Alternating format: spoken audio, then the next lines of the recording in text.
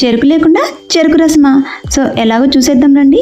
So చాలా రిఫ్రెషింగ్గా ఉంటుంది. ఎండకెళ్ళి వచ్చిన వాళ్ళకి ఇలా ఇచ్చారంటే.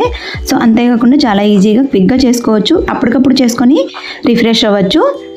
సో ఇంట్లో ఉన్న ఇంగ్రీడియంట్స్తో చేసుకోవచ్చు. ముందుగా ఒక మిక్సీ జార్ తీసుకొని అందులోకి బెల్లాన్ని చిన్నగా కట్ చేసుకొని వేసుకోండి. అదే కప్పుతో హాఫ్ కప్పు దాకా ఫ్రెష్గా ఉన్న పుదీనా ఆకుల్ని క్లీన్ చేసుకొని వేసుకోండి. ఒక నిమ్మకాయని జ్యూస్ని పిండుకొని వేసుకోండి.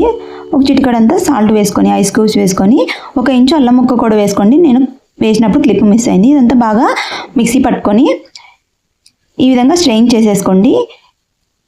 తర్వాత ఈ జ్యూస్లోకి 1 లీటర్ దాకా వాటర్ వేసుకొని 1 కప్పు సబ్జా గింజలు వేసుకొని అంతా బాగా మిక్స్ చేసుకొని కూల్గా వెంటనే సర్వ్ చేయాలి. ఇది ఫ్రిడ్జ్లో పెట్టుకుంటే టేస్ట్ పుదీనా ఫ్లేవర్ అంతా రిలీజ్ అయ్యి టేస్ట్ అంత బాగుండదు. అప్పటికప్పుడు చేసుకొని రిఫ్రెష్ అవ్వచ్చు.